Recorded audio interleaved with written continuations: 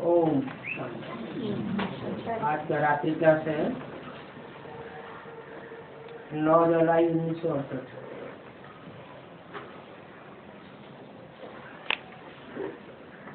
कोई अनुभव सुनाते हैं, कोई सभी समाचार सुनाते हैं। बच्चे यहाँ जो हैं वो समझते हैं तो अनुभव सुनाते हैं, फिर अपने सेंटर पर भी जाकर अनुभव सुनाते हैं। अनुभव बहुत खुशी उमंग में सुनाना होता है। मधुबन में बाप से क्या क्या नई बातें सुनी। यहाँ आते भी इसी ख्याल से हैं कि हम बाबा के पास जाते हैं। बाप और दादा हैं तो दोनों बाबा ना।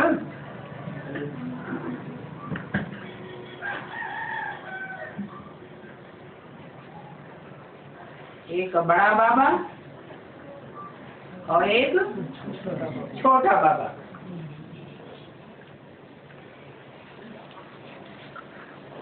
ये भी बड़ा बाबा है।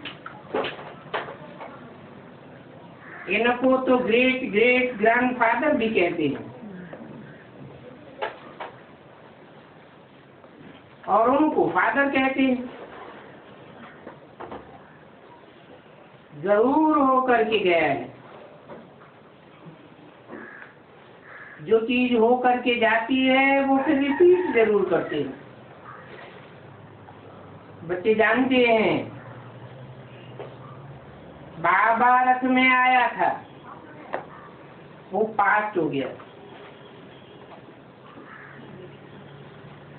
तो रथ तो मशहूर है, कहाँ मशहूर है?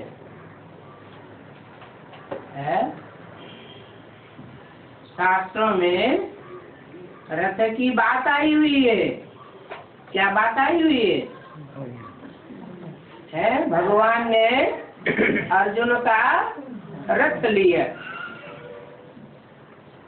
परंतु उन्होंने स्थूल रथ समझ लिया। घोड़े गाड़ी बनाई भी है तो वास्तव में ये इंद्रिय रूपी घोड़े, शरीर रूपी रथ है। तो रथ पर सवार होकर के आते हैं तो जरूर मनुष्य के रथ में सवार होकर आवेंगे। क्यों?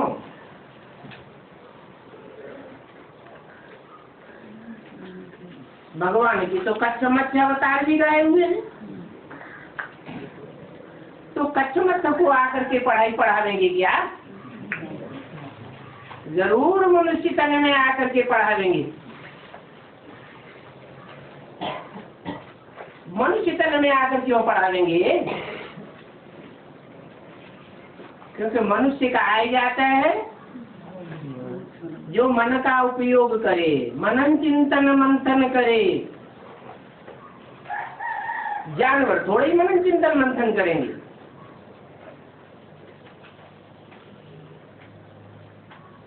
तुम बच्चों को मालूम पड़ा है कि बाप इस रथ में आते हैं।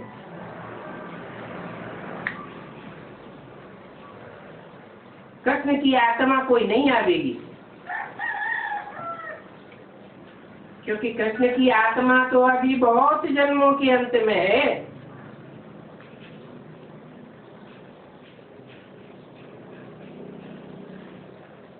तो उनको कृष्ण नाम नहीं कहेंगे।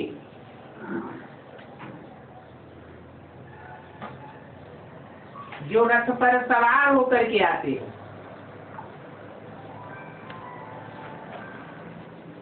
ये भी तुम बच्चों ने समझा है कि कृष्ण को श्याम सुंदर क्यों कहते हैं?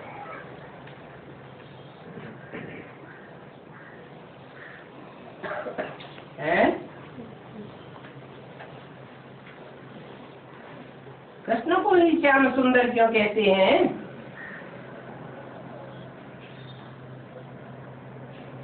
राम को श्याम सुंदर क्यों नहीं कहते?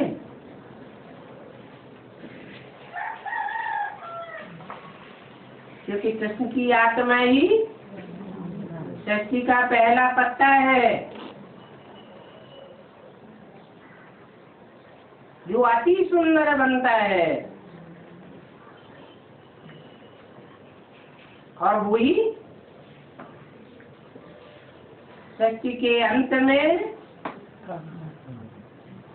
जब राम वाली आत्मा में प्रवेश करता है तो अति काला बनता है।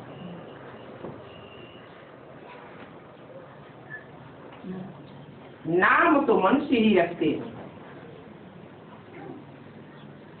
परंतु हिस्ट्री का किसी को भी पता नहीं है।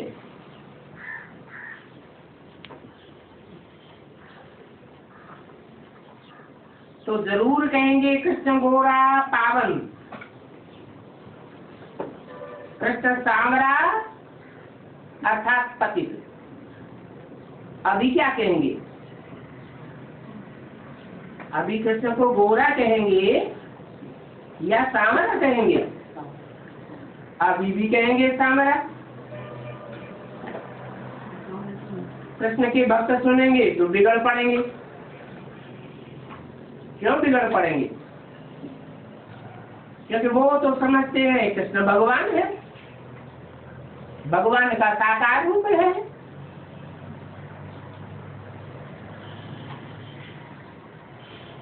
कृष्ण के अलावा और कोई आत्मा भगवान का साकार रूप का पार्ट नहीं बजाती।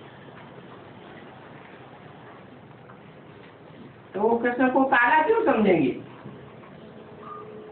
बिगड़ पड़ेंगे, उल्टा सुल्टा बोलने लग पड़ेंगे। तो फिर उनको बड़ा युक्ति से समझाना है। जैसे तुम गवर्नर के पास गए, बाप ने समझाया, पहले यह समझाना है ऊंच से ऊंच भगवान निराकार है। तो जो कृष्ण के भक्त हैं उनको भी यही समझाना है कि भगवान निराकार है या साकार है। क्या कहेंगे? भगवान तो निराकार को ही कहा जाता है, और वो निराकार शिव ज्योति बिंदु जब साकार रथ में आते हैं तो जिस साकार में आते हैं उसको भी आप समान अर्थात बाप समान निराकारी, निर्विकारी, निरहंकारी बनाते हैं।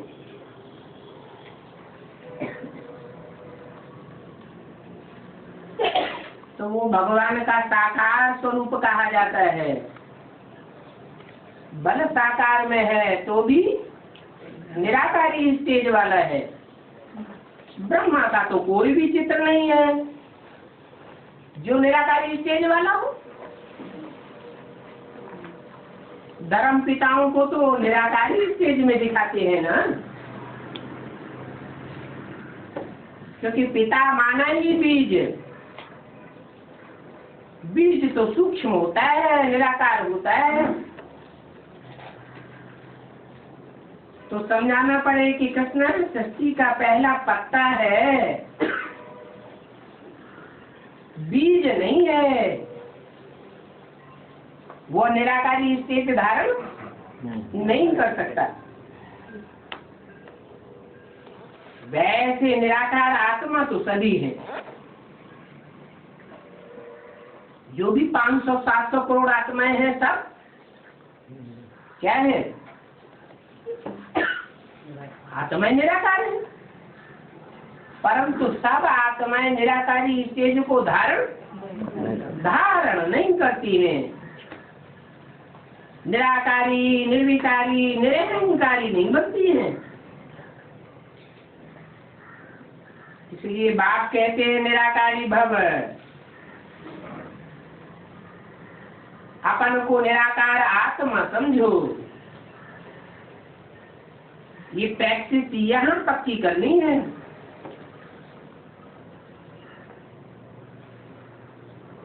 है निराकार परमात्मा। नाम ही है परम और आत्मा। माना आत्माओं के बीच में जो भी पाठ बजाने वाली आत्माएं हैं उनके बीच में परम पाठधारी है। तो स्टेज भी जरूर अन्य आत्माओं के मुकाबले जो भी पाठधारी आत्माएं हैं जरूर पुरुषार्थ करके बाप समान निराकारी स्टेज बनती है।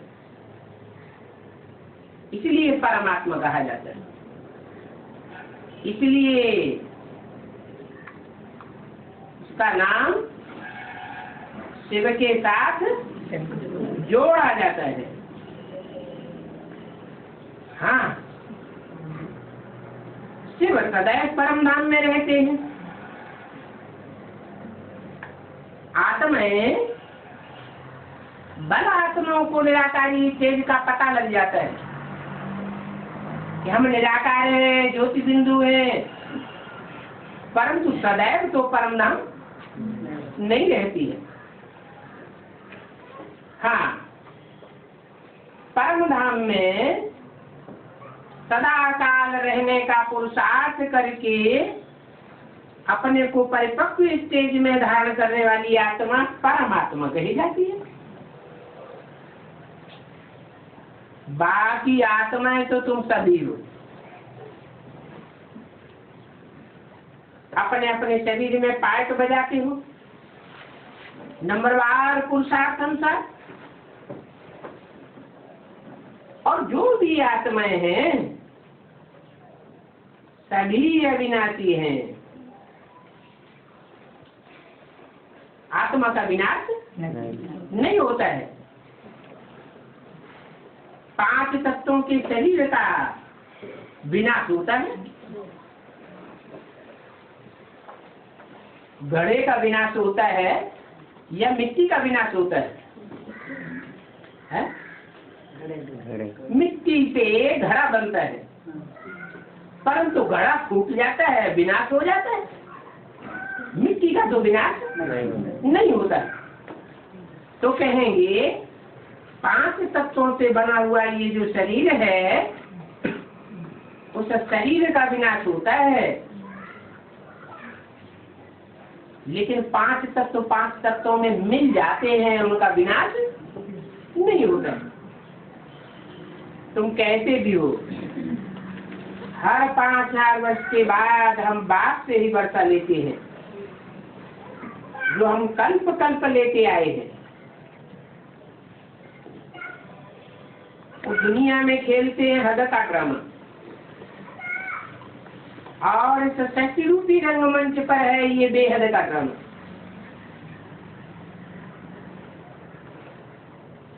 हद का ड्रामा खेलते हैं तो पहले शूटिंग होती है, रिहर्सल होती है, बाद में ब्रॉड ड्रामा होता है। ये भी ऐसे सन्यासी तो हद का सन्यास करते हैं।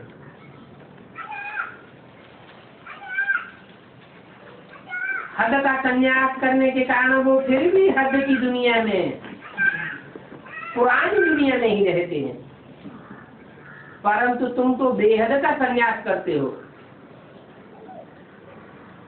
तुम तो बुद्धि से भी पुरानी दुनिया को भूल जाते हो। सारी पुरानी दुनिया से तुमको वैराग आ जाता है। तुम बच्चे जानते हो जो भी संबंधी आदि है परंतु उनसे ममत्व निकल जाता है। उनसे ममत्व निकाल करके पुरानी दुनिया के संबंधियों से ममत्व निकाल करके नई दुनिया के संबंधियों से तुम्हारा ममत्व लग जाता है। बुद्ध का योग उस नई दुनिया की तरफ लग जाता है। तो बाप को याद करते करते जो नई दुनिया सतयुग आने वाला है उसमें तुमको सतु प्रधान बनना है। बाप से देह का वर्षा भी लेना है। नई दुनिया में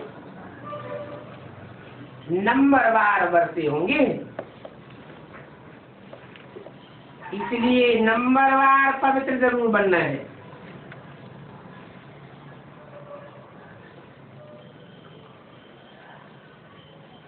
और बच्चे बाप की आज्ञाओं को भी नंबरवार पुरुषार्थ अनुसार मानते हैं।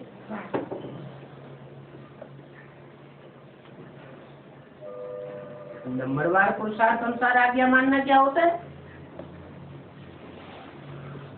है? अव्वल नंबर का बच्चा होगा तो अव्वल नंबर में सारी आज्ञाओं का मानने वाला होगा। अव्वल नंबर धर्म का होगा तो सारी आज्ञाओं को मानेगा। और धर्मों में कन्वर्ट होने वाली आत्मा होगी तो आधी बातों को मानेगा, आधी को नहीं मानेगा। बाप कहते हैं मुझे याद करो और कोई भी देहधारी को याद न करो।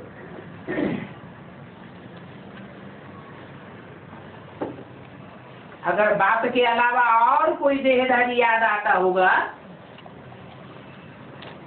तो जरूर कहेंगे बुद्धियों को वहां लटका हुआ है, उससे प्रभावित हो जाएंगे। तो बाप की आज्ञा का नाफरमानी करेंगे।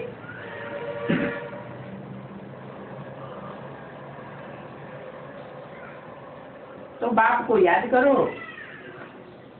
गवर्नर को भी समझाना पड़े। बाप कहते हैं मुझे बाबा की याद में रहने से तुम पावर बन जाएंगे।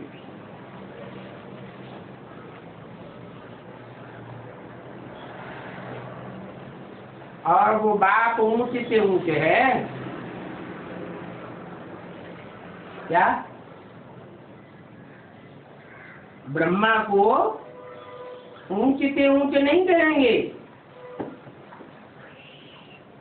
बाप ऊंचे से ऊंचे है।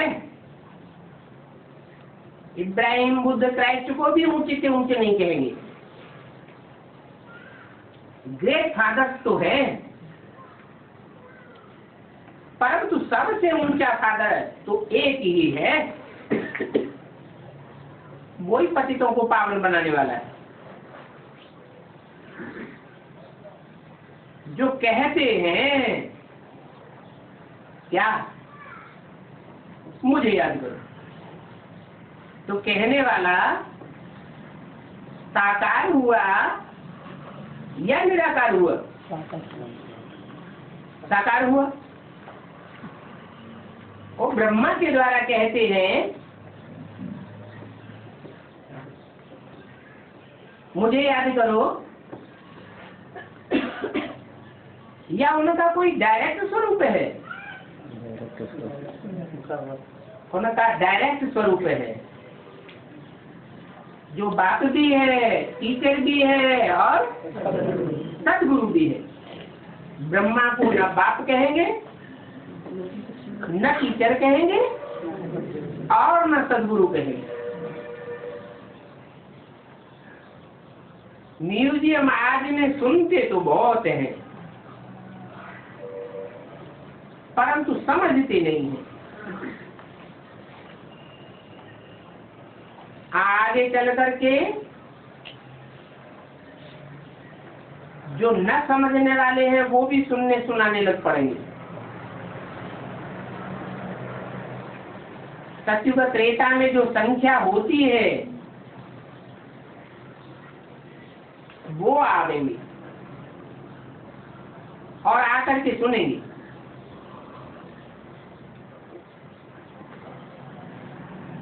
कहाँ आवेंगे? सत्युग त्रेता में कितनी जनसंख्या होती है? 9 लाख नहीं, त्रेता में 10 और त्रेता दोनों में मिला करके 10 करोड़ जनसंख्या होती है। तो जो भी जनसंख्या होती है सत्युग त्रेता में, वो आवेंगे। कहाँ की बात हो रही है आने की? जड़ म्यूजियम की बात नहीं हो रही है।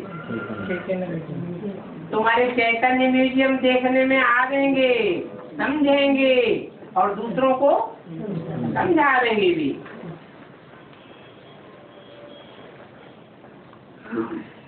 आकर सुनते रहेंगे। जब तक ब्राह्मण नहीं बने हैं तो देवता नहीं बन सकते। तो कितने ब्राह्मण बनेंगे?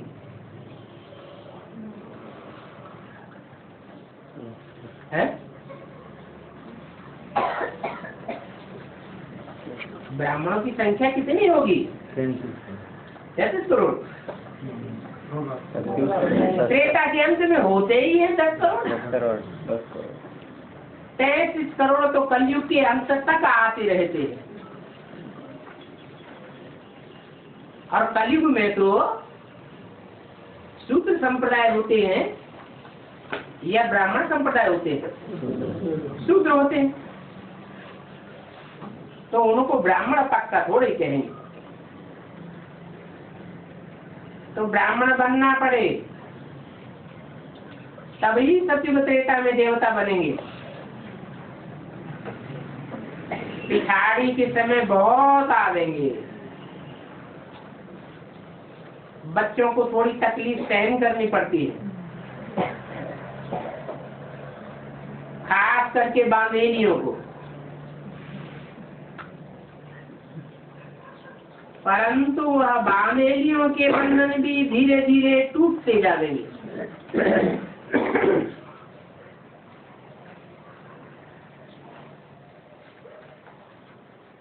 अभी तो बंधन पड़े हुए हैं।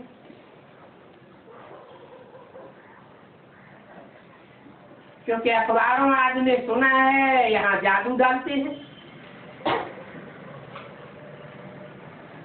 कोई बड़ा तांत्रिक आया हुआ है।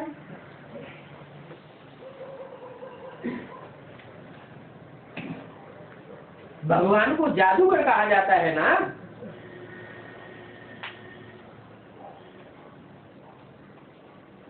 उन भगवान के सिवाय इतने ढेर के ढेर बच्चों को कौन संभाल सकेंगे? दिन प्रतिदिन टाइम कम होता जाता है। और प्रजा बहुत बनानी है।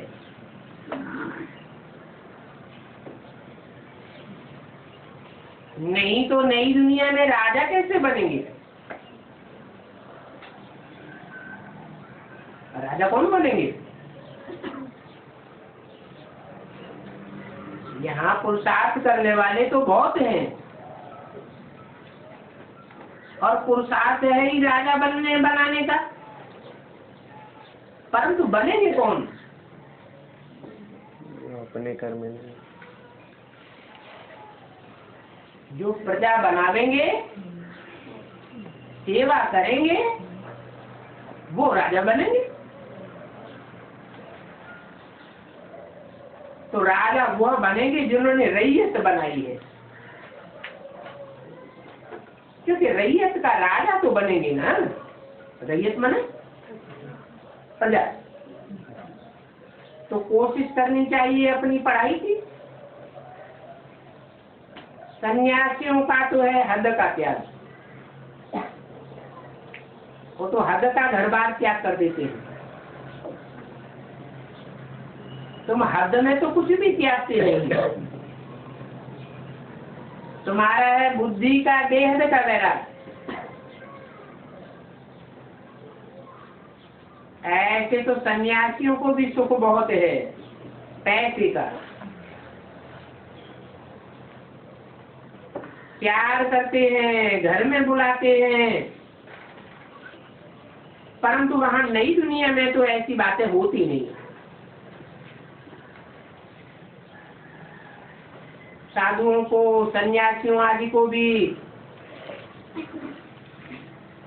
घर वालों को भी घर में बुलाया जाता है, परंतु वो कोई ज्ञान नहीं है, वो सब है भक्ति। अभी बच्चे जानते हैं, हमको तो सभी को भूल जाना है, क्योंकि अभी हमको घर जाना है। मुसाफिरी पूरी हुई,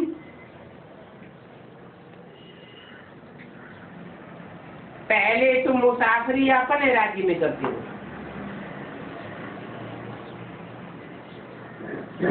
फिर पराये राज्य में आने से दुख होता है, क्योंकि पराये राज्य में छीछी दुनिया है ना। इस दुनिया में तो मनुष्यों को अनेक प्रकार की फिक्र आते हैं। बाप जो नई दुनिया स्थापन करते हैं उसमें तो कोई फिक्रात नहीं होती है।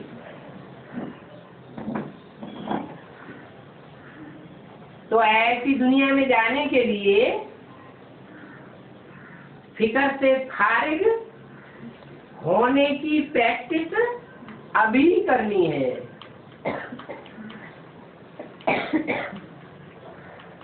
जैन भी है, फिक्र से फारिग चिंता प्यारा सदगुरु, सदगुरु जो अभी आया हुआ है। तुम बच्चों को साफ फिक्रों से फारिग कर देते हैं,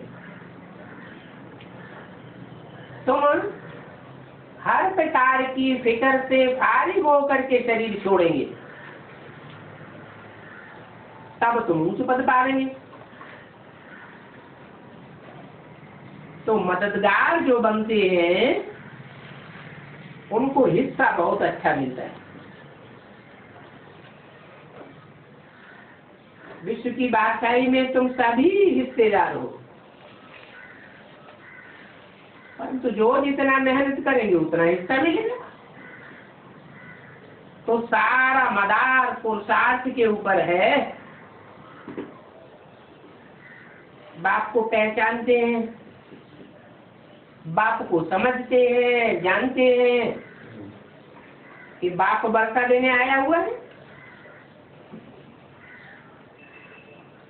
जब बाप आकर के पढ़ाई पढ़ाए रहे हैं, जो ऊंच से ऊंच बाप, ऊंच से ऊंच टीचर है, तो उस दुनियावी पढ़ाई से दिल हट जानी चाहिए।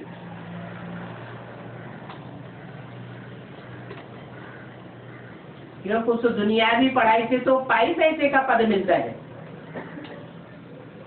और भगवान की पढ़ाई से जन्म जन्मांतर की राजाई का पद मिलता है। हाँ, याद की यात्रा टाइम बहुत लेती है। वो यात्रा भी बाप सिखलाते हैं, ऐसे ऐसे करो। इम्तिहान के दिनों में जो भी स्टूडेंट्स होते हैं वो बहुत मेहनत करते हैं। 9 जुलाई 68 की वाणी का दूसरा पेज। आगे चल करके बच्चे जोर से पुरुषार्थ करने लग पड़ेंगे।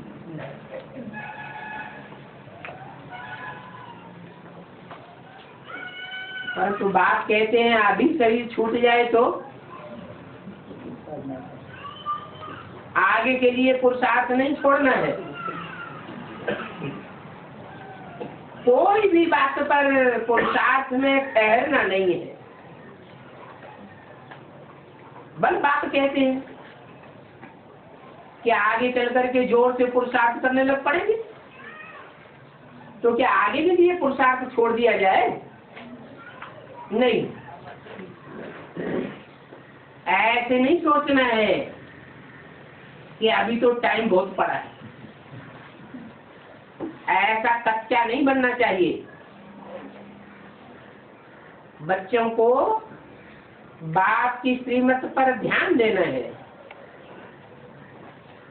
ब्रह्मा की आयु 100 वर्ष कहते हैं।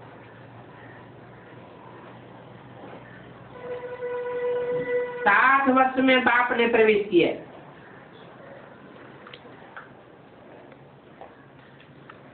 बाकी रहे 40 वर्ष।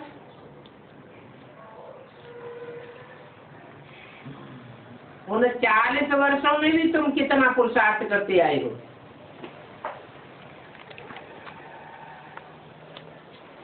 है? 40 वर्षों में कितना वर्ष पुरुषार्थ किया?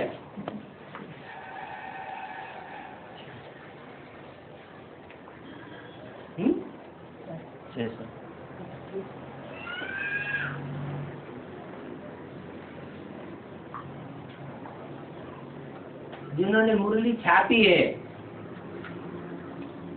उनका दृष्टिकोण दूसरा था।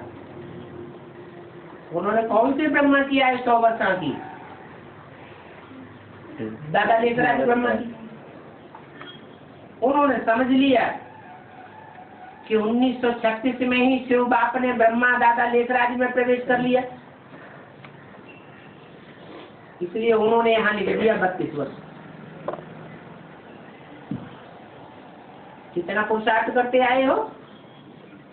32 वर्ष।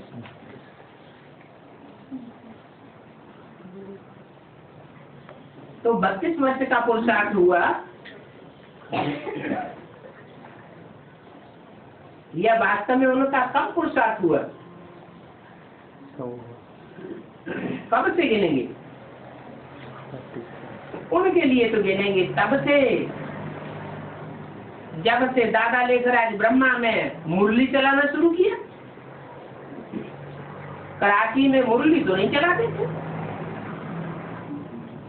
कराची से मुरली निकलती चली आई है ब्रह्मा के मुख से। तो ब्रह्मा को जो फॉलो करने वाले चंद्रवंशी बच्चे हैं अथवा और भी नीची क्वालिटी के बच्चे हैं दूसरे धर्म में कन्वर्ट होने वाले, उनके लिए 32 वर्ष का पुरुषार्थ नहीं कह सकते। बल उन्होंने यह वाणी में छाप दिया।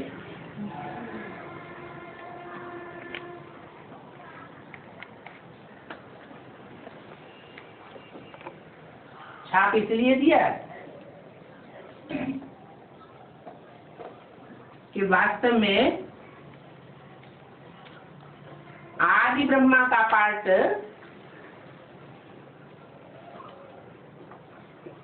32 में 33 साल 68 में 33 साल पूरा होता है।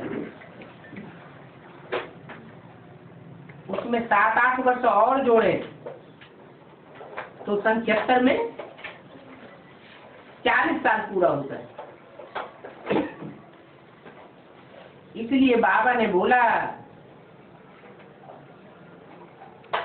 कि बाकी 8 वर्ष बचेंगे पुरुषार्थ के। किस पुरुषार्थ के? है?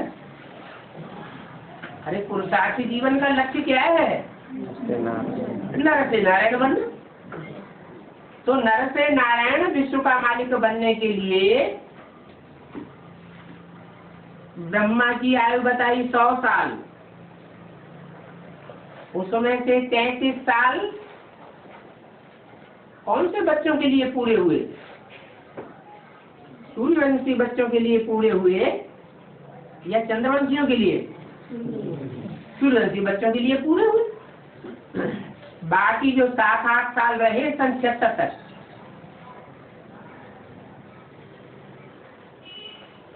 वो टाइम एक्यूरेट 8 वर्ष ही है।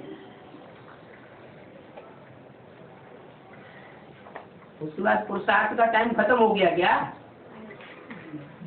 है? 76 के बाद पुरुषार्थ का टाइम खत्म हो गया है? खत्म तो नहीं करेंगे, क्योंकि राजाई का वर्षा पाने वाले नंबरवार हैं। वर्षा कोई एक को नहीं मिलता है, वर्षा पाने वाले ढेर के ढेर हैं। टोटल कितने हैं जो राजयोग की पढ़ाई पढ़ते हैं?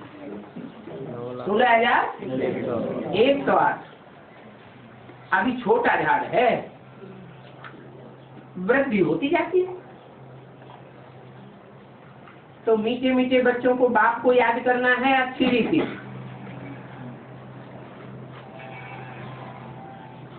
अच्छी रीति याद करने का टाइम कौन सा विशेष बताया है?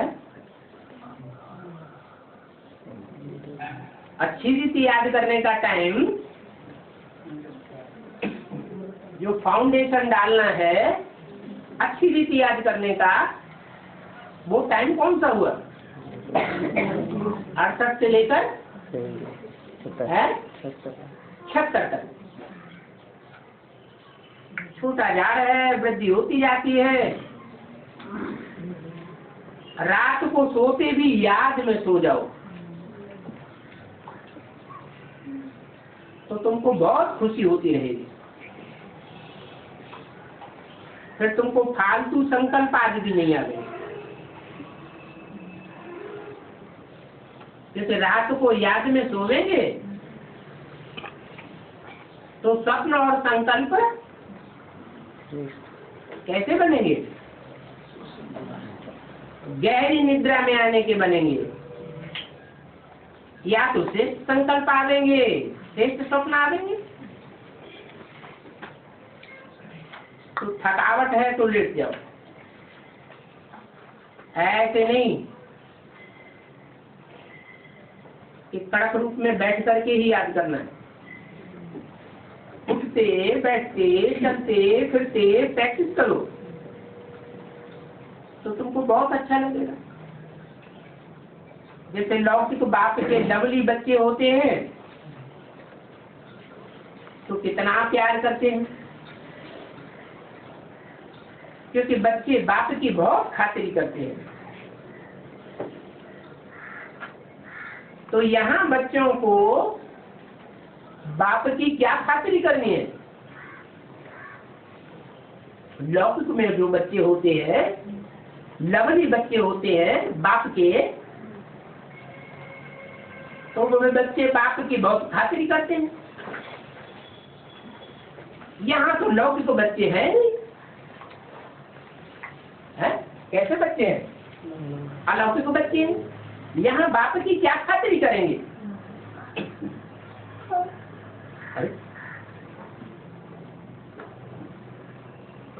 यहाँ याद की खातिरी है।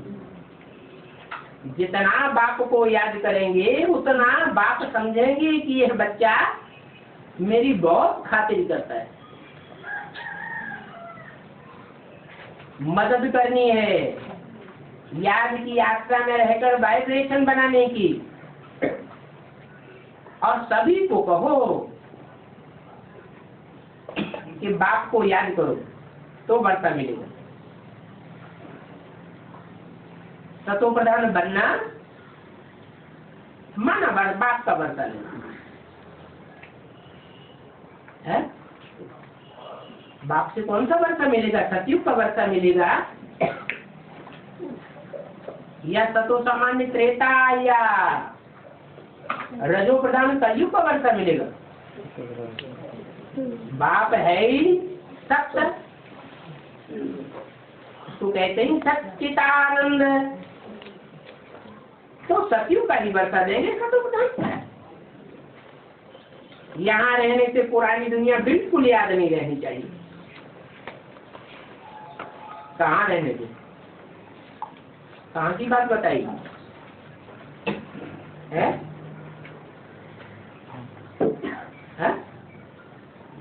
यहाँ रहने से माने कहाँ रहने से? बाप के सामने, बाप के घर में जो मिनी मधुबन है या मधुबन है या महामधुबन है, वहाँ रहने वालों की ये शिफ्ट होनी चाहिए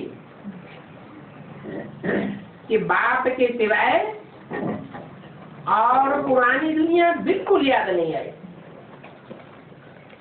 बस बाप का घर और बाप की याद, दो अक्षर हैं।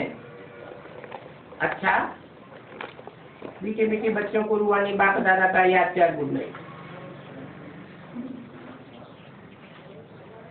अगला रात्रि क्लास है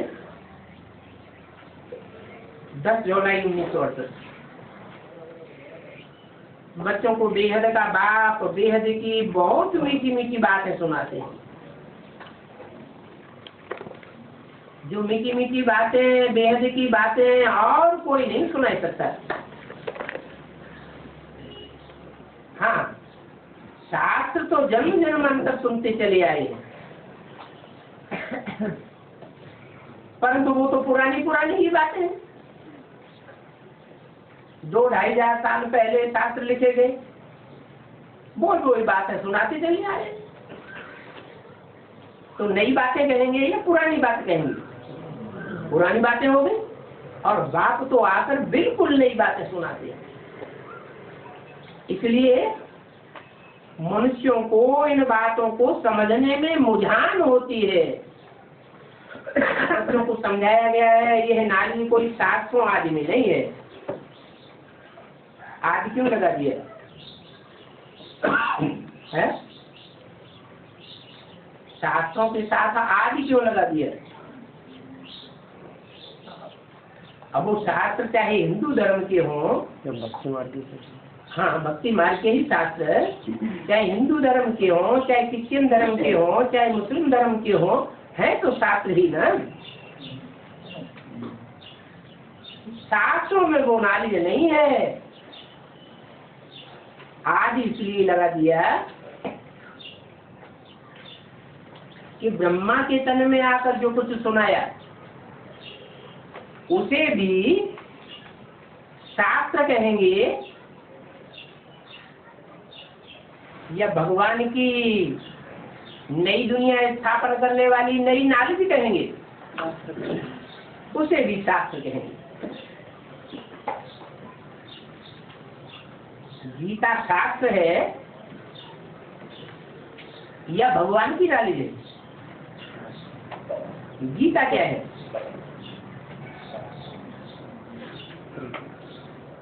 सर्वशास्त्र शिरोमणि गीता गाई हुई है, वो क्या है? भक्ति मार्ग का शास्त्र ही। जैसे वो संस्कृत की गीता है भक्ति मार्ग की, वैसे हम ब्राह्मणों की दुनिया में ये गीता है जो कागज के पत्तों पर छपी हुई मिलती है। परंतु बाप ने बताया है कि इसको गीता ज्ञानामृत नहीं कहेंगे, अमृत नहीं कहेंगे। क्यों? क्योंकि ब्रह्मा के मुख से जो भी सुनाया गया वो शास्त्र इसलिए हुआ, उसका मंथन चिंतन मनन चिंतन नहीं किया गया। मनन चिंतन मंथन न किया जाए तो नॉलेज खून नहीं बनाती है। संकल्पों का शुद्ध खून नहीं बन सकता, तो नई दुनिया भी नहीं बन सकती। बल गीता है, परंतु भक्ति मार्ग की गीता, और ये है तुम्हारा गीता ज्ञान जो भगवान बाप डायरेक्ट मुझसे आपसे सुनाते हैं। इसके शास्त्र नहीं बन सकते। भगवान जो सुनाते हैं डायरेक्ट, उसको राजयोग कहा जाता है। क्योंकि सुनाने वाला नया है तो जरूर नई बात ही सुना देंगे। बेचारे मनुष्य तो नहीं समझ सकते। तुम बच्चे समझते हो बाबा हर 5-4 वर्ष बाद ये बातें सुनाते हैं, इन बातों को और कोई जानता ही नहीं है। वो मनुष्य जो कुछ सुनाते हैं वो तो खुद ही पढ़ सकते हैं।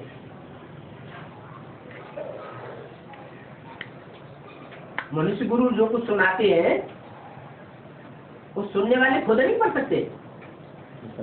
पढ़ सकते हैं, सन्यासी पढ़कर सुनाते हैं और वो गृहस्थी भी पढ़कर के सुनाते हैं। वेद उपनिषद गीता आदि सुनाते हैं ना, घर में भी गीता आदि पढ़ेंगे। नाम तो गीता है। पहले पहले ही सुनाते हैं यदा यदा धर्मस्य,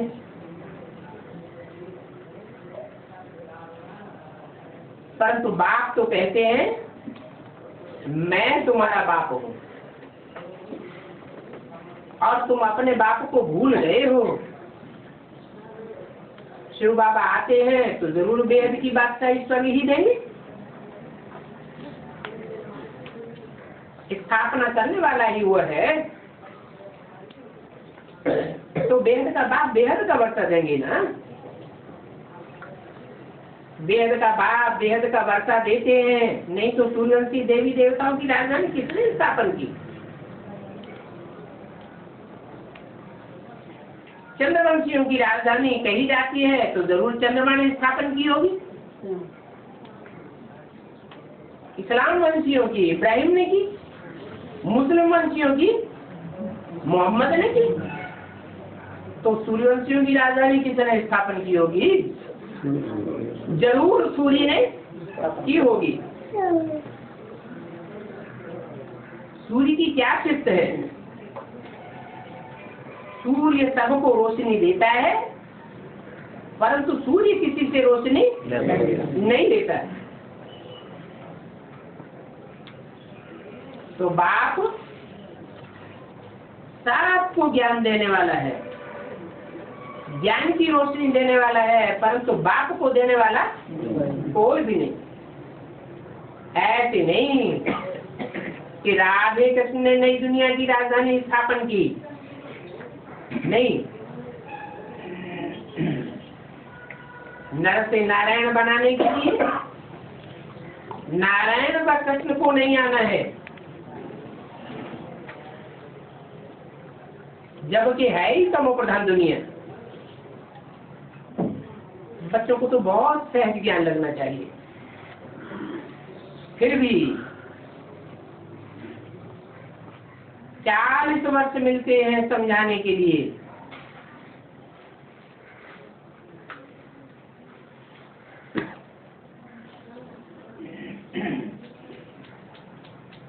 क्या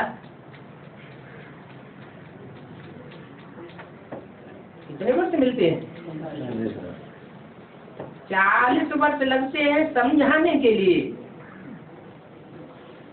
कि सुनाने के लिए है? समझाने के लिए। क्यों? 76 तक समझाया या सिर्फ सुनाया? 40 वर्ष कहेंगे सुनाया, समझाया किसी ने नहीं, क्योंकि जो समझाने वाला बात है वो तो प्रत्यक्ष हुआ ही नहीं। तो समझाने के लिए जो 40 वर्ष हैं वो कब पूरे होते हैं? 2016 है 2016 में 15 ये समझाने का टाइम भी है, सुनाने का टाइम भी है और समझाने का टाइम भी है। तो बाप कहते हैं मैं दिन प्रतिदिन उनको ये बातें सुनाता हूँ। जो पहले बातें सुनाते थे वो उतनी गुह्य नहीं थी। पहले मैंने कब है बेसिक नॉलेज में जो सुनाते थे वो बातें उतनी वो उतना गुह्य ज्ञान नहीं था, परंतु भगवान के ज्ञान को तो गाया जाता है। गुह्यात गुह्यतरम ज्ञानम, गुह्य से भी गुह्य ज्ञान सुनाता। हम भी समझते हैं और समझते आए, समझाते आए। कराची में 14 साल रहे,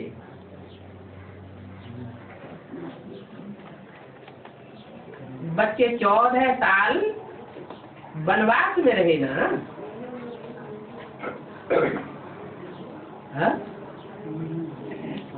कब से कब तक है? 14 नहीं हो जाए। 14 साल कब से कब तक है? 36 से 51। 36 से 51। हाँ 51 मैंने कराची में रहे ना। अभी पीछे पीछे बच्चे समझ गए हैं। जब शिव बाबा आते हैं तो स्थापना करते हैं। क्या कराची में रहे तो, लेकिन वहाँ स्वर्ग की स्थापना नहीं। राजधानी की स्थापना नहीं होती है। क्यों? कराची में जो स्थापना हुई एमपी वहाँ सुखी नहीं थे, हैं? अल्पकाल का सुख हुआ।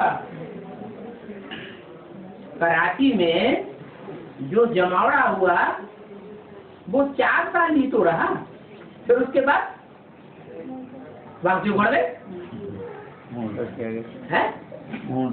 हाँ, वो कोई अविनाशी थोड़ा ही कहेंगे, तो विनाश भी जरूर कराते हैं। जब स्थापना हो उसके बाद विनाश होगा।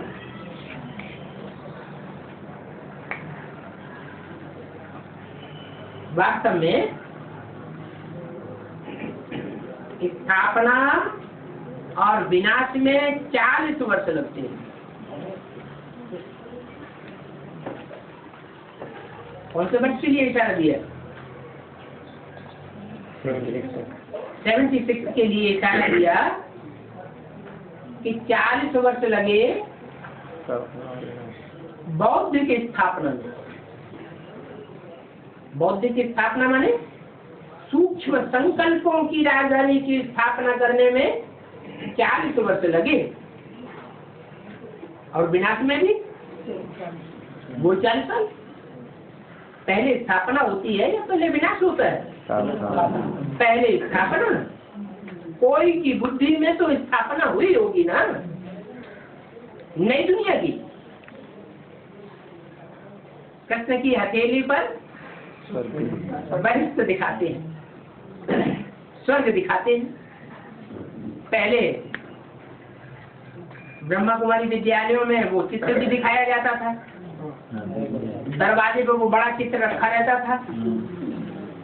कृष्ण हथेली पर स्वर्ग वैकुंठ ला रहा है और पांव से नरक की दुनिया का गोला खेल रहा है। अभी नहीं दिखाते, भले चित्र रखा हो तो समझा नहीं सकते हैं, लेकिन हम तो समझा सकते हैं कि ये 40 वर्ष में कैसे स्थापना पूरी होती है और विनाश भी। ब्राह्मणों के पुराने संगठन का विनाश भी शुरू होता है। शास्त्रों में ब्रह्मा की 100 वर्ष की आयु आई हुई है। वो कौन से ब्रह्मा की आयु है? जो 76 में ब्रह्मा मृत्युलोक में खलास हो जाता है। ब्रह्मा का मृत्युलोक खलास, और उस ब्रह्मा की मन बुद्धि रूपी आत्मा कहाँ निवास करती है? अमर लोक में निवास। तो कौन सा टाइम हुआ? 76 की बात है। तो शिव बाबा 60 वर्ष की आयु में आता है और 40 वर्ष तुमको लग गए।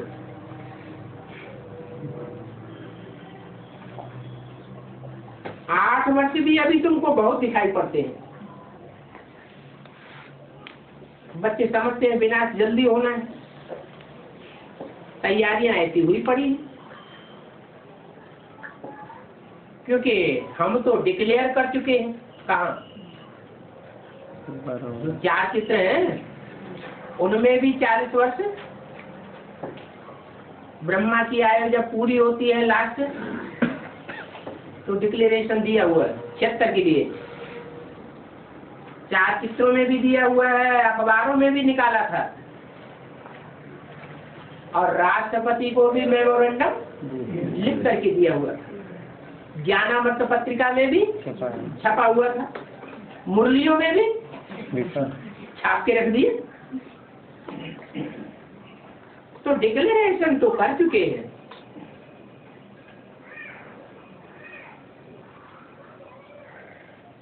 ऐसी चीज बनाई है जो ऐसा करने से ही खत्म हो जाएगी।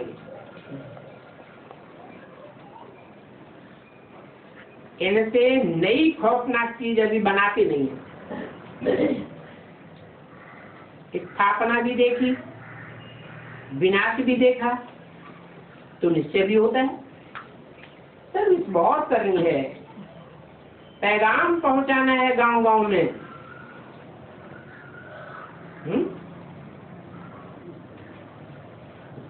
गांव गांव की बात है। देश वाले तो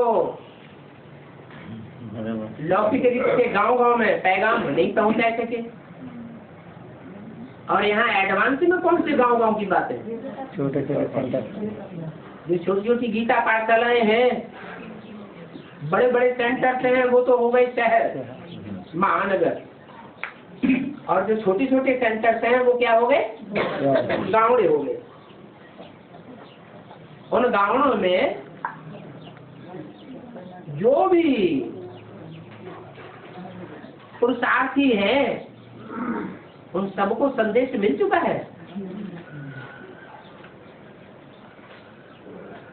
एडवांस का संदेश मिल चुका है, नहीं मिल चुका है। तो गांव गांव में पैगाम पहुंचाना है। यहाँ कहते हैं फलाने जगह सेंटर नहीं है, हम निमंत्रण देते हैं। अभी तो बरसात है, बरसात पूरी होने के बाद फिर जागेंगे। निमंत्रण बहुत मिलते हैं। हाँ, सिर्फ बच्चियां तैयार नहीं है, माताओं को पति से छुट्टी नहीं मिलती है क्या? कन्याओं को तो फिर भी छुट्टी मिल जाती है, लेकिन माताओं को छुट्टी, माताएं निर्बंधन नहीं हो पाती। तो कन्याओं को कहा जाता है तुम ही खड़ी हो जाओ। सर्विस पर माताएं कम निकलती हैं, तो बेचारी बंधन में बहुत है। सतयुग में तो होती है पवित्र दुनिया, और ये है पति दुनिया। तो माताएं कहती हैं बाबा शादी के पहले आप क्यों नहीं आए? आप शादी के पहले आए होते तो हम कब भी फंसते नहीं। ऐसे ऐसे बाप को बैठ करके माताएं दुरापा देती रहती है।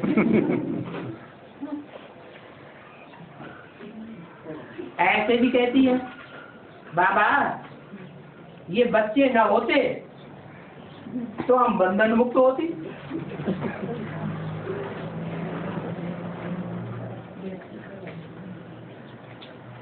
दस 7:68 की वाणी का दूसरा पेज। बाबा कहते हैं ये ड्रामा की भाभी है, ड्रामा में नूंद है, और ये ड्रामा बनाया किसने? अपने अपने कर्मों ने ही अपना ड्रामा बनाया। तो राय दी जाती है, परंतु पुरुष लोग जब समझें तब तो माताओं को फ्री करें। पुरुष समझते ही नहीं है। माताएं ढेर की ढेर निकल पड़ती हैं और पुरुष कम निकलते हैं। प्रैक्टिकल में देख लो। कोई भी सेंटर में जाके देख लो, माताओं की संख्या ज्यादा है और भाइयों की संख्या कम होती है।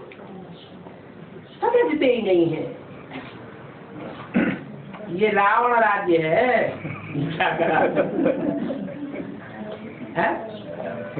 माना ज्यादा प्रभाव में कौन है? भाई लोग जो है ज्यादा रावण के प्रभाव में, कंट्रोल में। बेसमझों की दुनिया है। बेसमझ जो होते हैं, भक्त बेसमझ होते हैं ना, तो मंदिर में समझदार देवताओं के आगे जाते हैं। मंदिर के आगे हाथ लेकर के भाषण करो। जहाँ जहाँ मंदिर हो उन मंदिरों के आगे हाथ लेकर के भाषण करो। तुमको ये बनाते हैं आकर के समझो। ये लक्ष्मी नारायण समझदार थे तो अभी बेसमझ बने हैं, फिर जरूर वो राज्य करेंगे, आ जाएंगे जरूर। उन्हें लक्ष्मी नारायण का राज्य जो सारे विश्व में व्यापक था अब नहीं है। माना जरूर लक्ष्मी नारायण का राज्य कोई ने छीना है, ये किसको पता नहीं है। उन लक्ष्मी नारायण जैसे देवताओं से राज्य किसने छीना? माया रावण ने छीना। तो ये कथा बाप ने आकर के सुनाई है, रावण ने छीना है, फिर मैं आया हूँ रावण पर जीत पहनाने।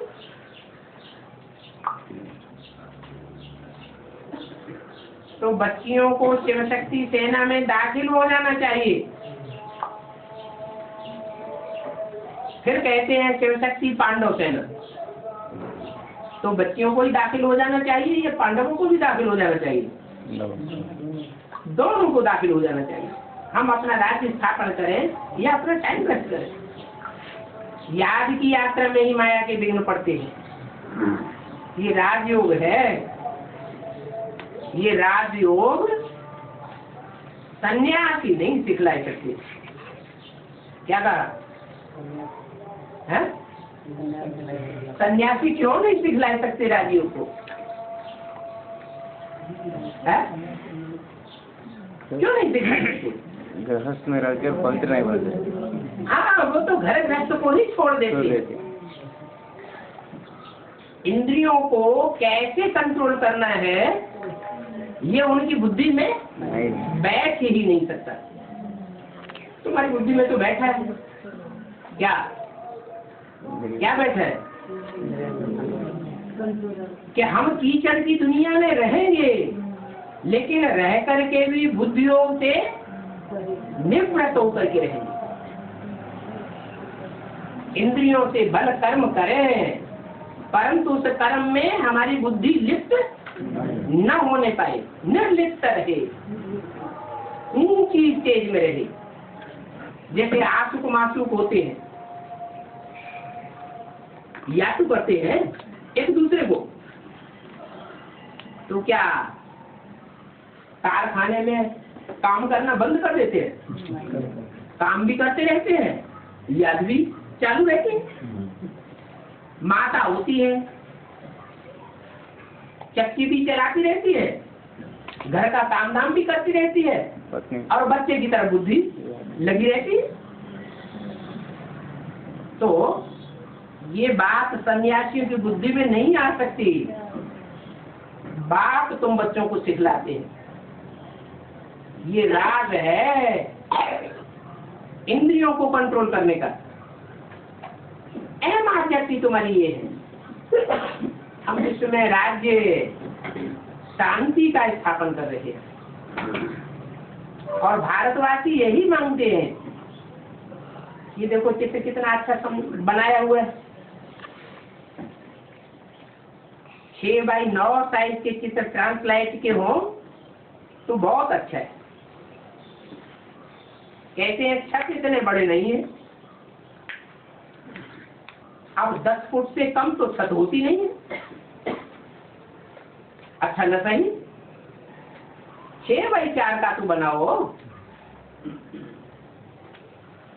अच्छा ओम।